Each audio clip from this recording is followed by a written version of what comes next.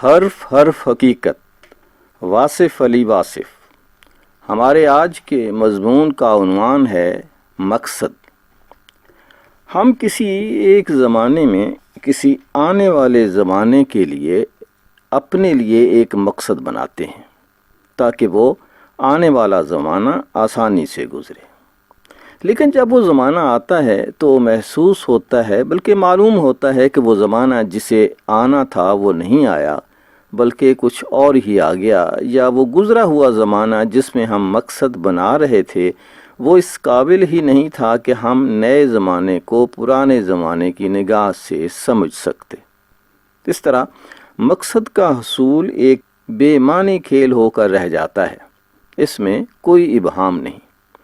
ہم دیکھتے ہیں کہ عین عالم شباب میں ایک آسان بڑھاپا گزارنے کے لیے ہم محفوظ ترین راستہ یعنی سرکاری ملازمت کا راستہ اختیار کرتے ہیں، اور یہ بات دیکھنے میں آتی ہے کہ جب وہ بڑھاپا آتا ہے تو ہمارے ساتھ ہونے والا سلوک وہ نہیں ہوتا جس کی توقع اور انتظار میں ہم نے جوانیاں گزاریں۔ ریٹائرمنٹ کا دور بس ہر لحاظ سے معزولی کا دور ہوتا ہے۔ سرکاری مکان سے ایسے نکال کر پھینک دیا جاتا ہے جیسے ہمارا اس کے ساتھ کبھی کوئی تعلق ہی نہیں تھا۔ سرکاری نظام ایک سنگین ڈسپلن کے طور پر ہمیں کچل کر رکھ دیتا ہے۔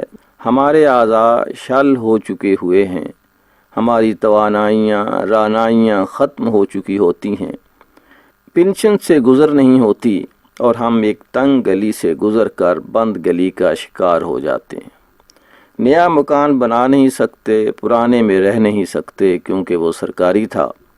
بچوں کے مسائل بدستور حل ہونے والے رہتے ہیں اور ہم سوچنے پر مجبور ہوتے ہیں کہ ہم نے کیا مقصد بنایا تھا، ہم نے کیا سوچا تھا، ہم نے کیا پایا۔ وہ جو دور سے خوبصورت نظر آ رہا تھا قریب سے اتنا بھیانک نکلا، جیسے ہمارا چاند دور سے چاندنی دیتا ہے اور قریب جاؤ تو تاریک ہو جاتا ہے۔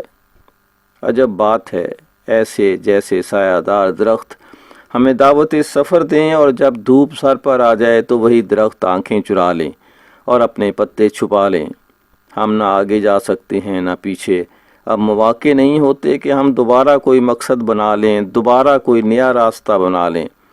بس امیدیں حسرتیں بن جاتی ہیں۔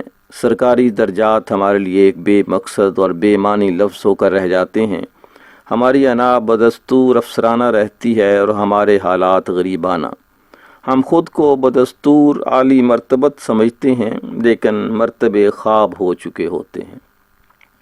ہم مقصد پر بہت زور دیتے ہیں کہ زندگی کا ایک مقصد ہونا چاہیے، زندگی کا ایک مفہوم ہونا چاہیے، اور زندگی کسی ٹارگٹ کی طرح رواں ہونی چاہیے، لیکن ٹارگٹ تک پہنچنا اور ٹارگٹ سے وہ سکون حاصل کرنا جس کے لیے ٹارگٹ بنایا ہے یہ ہمارے بس میں نہیں ہوتا۔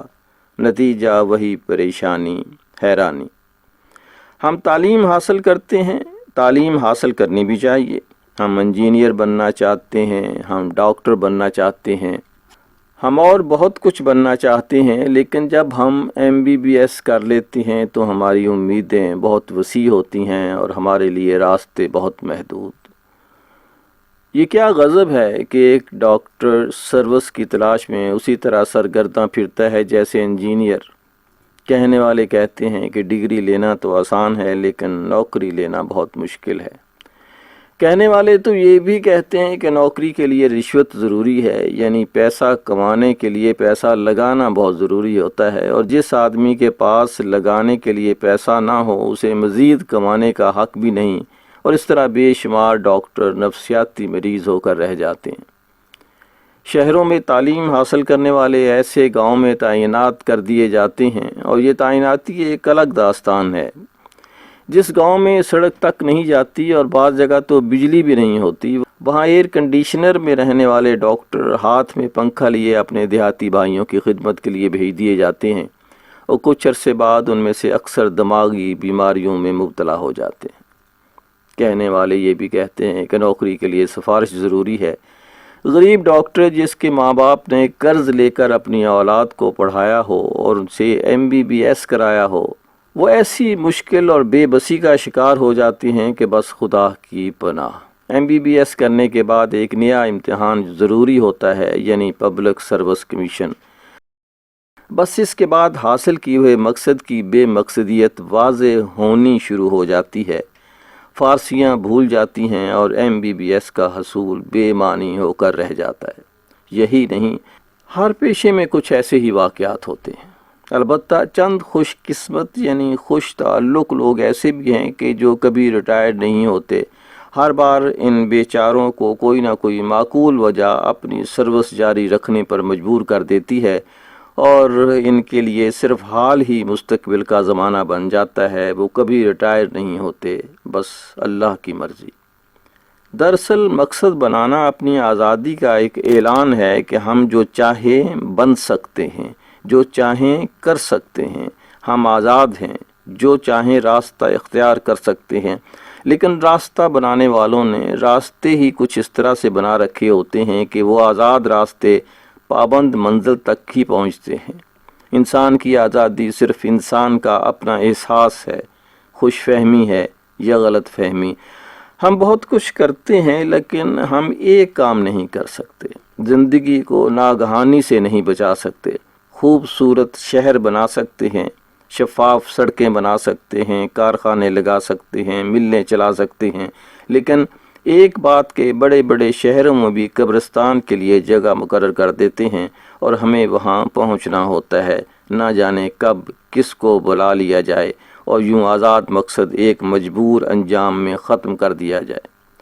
قبروں پر کتبے پڑھنے سے عجب بات دریافت ہوتی ہے کہ لکھا ہوتا ہے کہ جناب چودھری فلک شیر حکیم حاذق دست شفا، اور ساتھ ہی بے شمار ایسے مزار ہوتے ہیں جن پر کوئی کتبہ نہیں ہوتا اور وہ بڑے آسودہ حال ہوتے ہیں۔ یہ تو کوئی مقصد نہ ہوا کہ حاذق بھی مر جائیں اور مریض بھی مر جائیں، دست شفا بھی ختم ہو جائے، دست عطا بھی ختم ہو جائے اور دست سوال بھی ختم ہو جائے۔ مقصد اور مقصد کے انتخاب پر اتنے ہنگامے کا کیا فائدہ؟ یہ نظام کسی اور کا، یہ پروگرام ہے کسی اور کا، اور ہم سمجھتے ہیں کہ ہم پروگرام بنانے والے ہیں۔ ہم خوش رہنا چاہتے ہیں لیکن ہم دیکھتے ہیں کہ ہم ہنستے ہنستے رونے لگ جاتے ہیں۔ ہمارے ساتھ تو کچھ نہیں ہوا، ہمارے کسی عزیز کے ساتھ کچھ ہو گیا، مرا تو وہ، بس ہمیں غم مل گیا، بغیر قصور کے سزا مل گئی۔ مقصد کیا ہے؟ خوشی کیا ہے؟ حاصل کیا ہے؟ محرومی کیا ہے؟ یہ سب کیا ہے؟ ہمیں سوچنا پڑے گا۔ مقصد کا تعین کرنے سے پہلے سوچنا چاہیے کہ ہماری زندگی کس حد تک ہماری اپنی ہے۔ اس میں ہمارا سماج شامل ہے اور ہمارا سماج ہم نہیں ہوتے۔ اس میں ہمارا دین شامل ہے اور ہمارا دین ہم نے نہیں مقرر کیا، یہ عطا ہے کسی اور ذات کی۔ ہماری زندگی میں ہماری صلاحیتیں شامل ہیں اور ہماری صلاحیتیں محدود ہیں، کافی حد تک مسدود ہیں۔ ہم ایک خاص حد سے آگے نہیں جا سکتے۔ ہم نیند کے حصار میں ہیں، ہم بھوک کے غلبے میں ہیں، ہم مجبوریوں کو دور کرنے میں لگے رہتے ہیں اور مجبوریوں سے نئی مجبوریاں پیدا ہوتی رہتی ہیں۔ زندگی ریاضی کا ایک سوال نہیں جس کا جواب معلوم ہو سکے، یہ معمہ ہے جسے کسی فارمولے میں بیان نہیں کیا جا سکتا۔ ہم سماج میں مرتبہ چاہتے ہیں لیکن ہم دیکھتے ہیں کہ صاحبان مرتبہ کا کردار کبھی کبھی وہ نہیں ہوتا جو ہونا چاہیے۔ سیاست کا میدان ایک مختلف نوعیت کا ہوتا ہے، تعلیم کی دنیا ایک الگ مزاج کی دنیا ہے، کاروباری انداز کسی اور عمل کا متقاضی ہے۔ انسان کیا مقصد بنائے؟ جب ہم مقصد تک پہنچتے ہیں اور ہمیں وہ نتیجہ نہیں ملتا جو دور سے نظر آ رہا تھا تو ہم پریشان ہو جاتے ہیں۔ ہم دیکھتے ہیں کہ انجینئر لوگوں کے پاس مال کی فراوانی ہے، لیکن قریب جانے پر معلوم ہوتا ہے کہ ان بیچاروں کی تنخواہ تو تھوڑی ہوتی ہے۔ پھر کیا چیز ہے جو ان کو ایک اچھے معیار کی زندگی گزارنے کے قابل بناتی ہے، اور وہ کس خفیہ خزانے تک رسائی حاصل کر چکے ہوتے ہیں، اور ان کی آمدنی کس حد تک جائز اور حلال ہے؟ کچھ لوگ تو کہتے ہیں کہ یہ رشوت لیتے ہیں، اور کچھ لوگ یہ بات ماننے کے لیے تیار نہیں کہ انجینئر قسم کے لوگ رشوت لیتے ہیں۔ رشوت تو اسلام میں منع ہے اور پاکستان میں سب لوگ مسلمان ہیں، یہاں کون رشوت لے سکتا ہے؟ ہم اس بات کو ماننے کو قطعاً تیار نہیں۔ رشوت دینے والے ہی پاگل ہوتے ہیں۔ بس فٹافٹ ہی جیسے پیسے نکال کر میز پر رکھ دیتے ہیں۔ آخر انسان مجبور تو ہو جاتا ہوگا، بس یہی وجہ ہو سکتی ہے رشوت کی۔ بہرحال اگر مقصد پیسہ ہے تو پھر کسی قسم کی بھی تعلیم ہو اس میں کیا ہنگامہ ہے، اور یہ بھی سوچنا پڑے گا کہ کیا تعلیم حاصل کرنے کے بعد پیسہ ملتا ہے۔ ہم دیکھتے ہیں کہ ایک دکاندار مثلاً سبزی فروش کسی لمبے چوڑے علم کے بغیر لمبا چوڑا مال کماتا ہے۔ سیاستدان، اللہ ان پر رحم کرے، اگر مقصد دیانتداری ہے تو نتیجہ دشواری بھی ہو سکتا ہے۔ اگر مقصد دولت ہے تو رستہ کچھ بھی ہو سکتا ہے، اور اس مقام پر لوگ گمراہ ہوتے ہیں، ڈاکے ڈالتے ہیں اور پتہ نہیں کیا کچھ کرتے ہیں۔ جس آدمی نے حصول زر کو مقصد حیات بنایا اس کے لیے کسی اور قسم کی بندش اور پابندی بے معنی ہو کر رہ جاتی ہے، اور یہاں وہ تعلیم یافتہ لوگ بھی پریشان ہو جاتے ہیں جو محنتیں کر کے ڈگریاں لیتے ہیں۔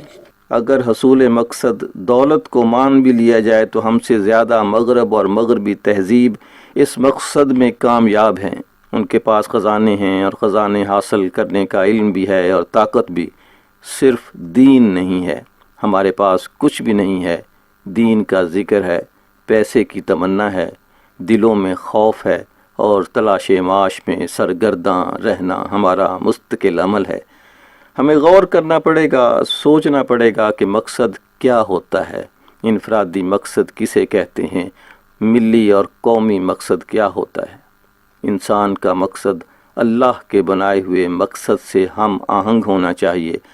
اللہ فرماتے ہیں کہ میں نے جنوں اور انسانوں کو صرف عبادت کے لیے پیدا کیا، اور اگر ہم صرف عبادت میں مصروف ہو جائیں تو ہمارے پاس عبادت کے لیے بھی وسائل نہیں رہیں گے۔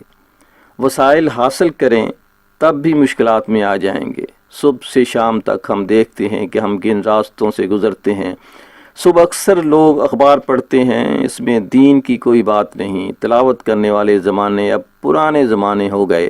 ہم مختلف ذرائع سے اپنے اپنے کاروبار تک جاتے ہیں، ان ذرائع میں کوئی دینی حوالہ نہیں ہوتا۔ مثلا کسی کی گاڑی خراب ہو تو وہ کسی مقامی خانقاہ میں نہیں جائے گا بلکہ مکینک کے پاس جائے گا۔ موٹر مکینک اسلام سے ناشنا بھی ہو سکتا ہے، اور یہی نہیں، کاریں بنانے والے کافر بھی ہو سکتے ہیں، یہودی بھی ہو سکتے ہیں۔ ہم یہودیوں کی گاڑی میں بسم اللہ پڑھ کر بیٹھ جاتے ہیں، بس اتنا ہی ہمارا اسلامی فرض ہے۔ ہم نے اس سے آگے کبھی سوچا ہی نہیں۔ لوگ کہتے ہیں کہ مسلمانوں کے پاس بھی یہودیوں کا بنا ہوا اسلحہ ہے۔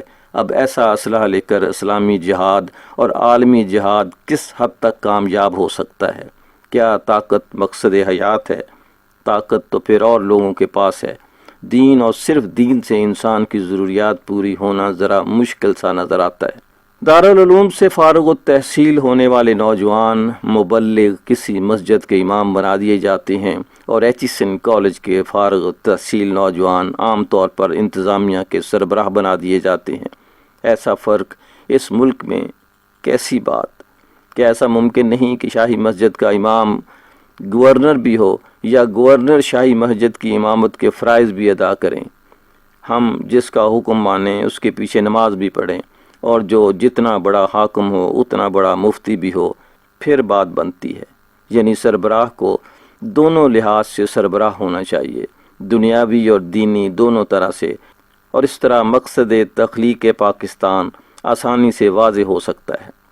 ہمارا ذاتی مقصد ایک ذاتی زندگی کی آسودگی ہو سکتا ہے، لیکن اجتماعی مقصد ذاتی سفر کی کامیابی کے علاوہ ایک ملی سفر کے انجام دینے کا نام ہے۔ اگر ذاتی مقصد ملی مقصد سے متصادم ہو تو بھی بے معنی، اور دینی مقصد سے مختلف ہو تو بھی بے مقصد۔ لہٰذا مقصد تجویز کرنے والے بڑے فکر اور تدبر سے کام لیں کہ طالب علموں کے لیے ایک کامیاب زندگی کا حصول بھی ممکن ہو، اور کامیاب قوم کا حصول بھی، ورنہ ذاتی کامیابیاں ہی اجتماعی ناکامی کا باعث ہو سکتی ہیں۔ اگر ذاتی مقصد کا حصول یہی ہے کہ اس ملک کو اپنے لیے استعمال کیا جائے، تو وہ آدمی کہاں سے آئیں گے جو اس ملک کے لیے استعمال ہوں؟ پروفیشن ایک وبا ہے جو ملک کو نقصان پہنچا سکتی ہے۔ ہر آدمی الگ کامیاب ہے۔ لوگ مال جمع کرتے ہیں، گنتے رہتے ہیں، اور ان کے لیے ارشاد باری تعالیٰ واضح ہے کہ یہ لوگ کہاں پہنچا دیے جائیں گے۔ ایک کھولتی ہوئی آگ اگر ملک کو ایک درخت سمجھ لیا جائے تو ایسے لگتا ہے کہ ہر با مقصد انسان اپنی سہولت کے لیے اس کی ایک آدھ شاخ کاٹ لیتا ہے، اور اب کوئی انسان نظر نہیں آتا جو اپنے آپ کو قربان کر کے اس درخت کی خدمت کرے۔ جو شخص صرف مال اکٹھا کر رہا ہے اس کے لیے سکون کی دولت ناممکن کر دی جاتی ہے۔ ملک قربانیوں سے بنتے ہیں، ملک آسائش حاصل کرنے والوں کے ذریعے سے مضبوط نہیں ہو سکتے۔ ملک کی ترقی کے لیے مضبوط کردار، ایک با مقصد قوم اور ایک لگن درکار ہے جس میں اللہ کے فرمان بھی پورے ہوں اور ہمیں اس دنیا کے معیار کے مطابق ترقی بھی حاصل ہو۔ ابھی وقت ہے، ایسا نہ ہو کہ ہم صرف بحث کرنے والی قوم بن کر رہ جائیں۔ سماج میں بے شمار برائیاں بیان کی جاتی ہیں لیکن کوئی شخص آگے بڑھ کر انہیں دور کرنے کا ارادہ تک بیان کرنے کو تیار نہیں ہے۔ کوئی شخص اپنی دولت سے اپنی خوشی کے ساتھ اپنے غریب بھائی کی مدد نہیں کر سکتا۔ ابھی تک کسی شخص نے اعلان نہیں کیا کہ وہ نہ کبھی رشوت لے گا اور نہ کبھی رشوت دے گا۔ ملک کی خدمت جلد سے جلوس میں نہیں ہے، یہ مسلسل بیداری سے حاصل ہوتی ہے، مسلسل سوچ کے ساتھ اور قوم کو ایک وحدت میں پرونے کے ساتھ۔ جب تک وحدت سے کردار حاصل نہ ہو، وحدت مقصد حاصل نہیں ہو سکتی۔ خالی ترقی ایک ایسے جہاز کی طرح ہے جو پانی پر تیرتا ہے، ڈوبتا نہیں ہے، چل رہا ہے لیکن اسے یہ معلوم نہیں کہ جانا کہاں ہے۔ بے سمت ترقی اور بے جہت مسافرت بے معنی سفر ہے۔ مقصد کا انتخاب کرتے وقت صرف یہی نہیں دیکھنا کہ ہم پیسہ کیسے بنائیں گے، بلکہ یہ بھی سوچنا چاہیے کہ ہم اس ملک کی کیسے خدمت کر سکتے ہیں، اور اس چند روزہ زندگی میں اپنے ملک کو کس طرح خوش رکھ سکتے ہیں۔ بس ایسی زندگی گزارنی چاہیے کہ ہم بھی خوش رہیں، ملک کو بھی عروج حاصل ہو اور ہمارا اللہ بھی راضی رہے۔ یہی مقصد سب سے بہتر مقصد ہے۔ ابھی آپ مضمون سن رہے تھے مقصد، جسے ہم نے آپ کے لیے حرف حرف حقیقت سے لیا، جس کے مصنف ہیں جناب حضرت واصف علی واصف۔ اظہر نیاز کو اجازت دیجیے، اللہ حافظ۔